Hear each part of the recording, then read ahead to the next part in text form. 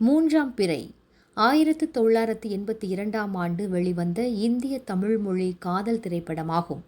இது பாலு மகேந்திரா எழுதி இயக்கி படமாக்கினார்.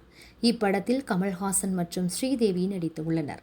ஒய்ஜி மகேந்திரன், சில்க் சுமிதா மற்றும் பூரணம் விஸ்வநாதன் ஆகியோர் துணை வேடங்களில் நடித்துள்ளனர். பிற்போக்கு மறதி நோயால் பாதிக்கப்பட்ட ஒரு பெண்ணை விபச்சார விடுதியிலிருந்து மீட்டு கெட்டியில் உள்ள தனது வீட்டில் அவளை பாதுகாக்கும் பள்ளி ஆசிரியரை சுற்றி இது சுழல்கிறது.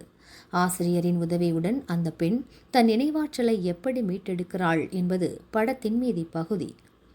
இத்திரைப்படம் 330 நாட்களுக்கு மேல் வெற்றிகரமாக ஓடிய காதல் படமாகும்.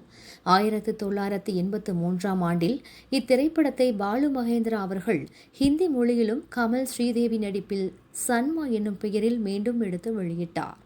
கவிஞர் கண்ணதாசன் அவர்கள் பணியாற்றிய கடைசி திரைப்படம் இதுவாகும். கண்ணே கலைமானே என்னும் பாடல்தான் அவர் இறப்பதற்கு முன்பாக எழுதிய கடைசி பாடலாகும்.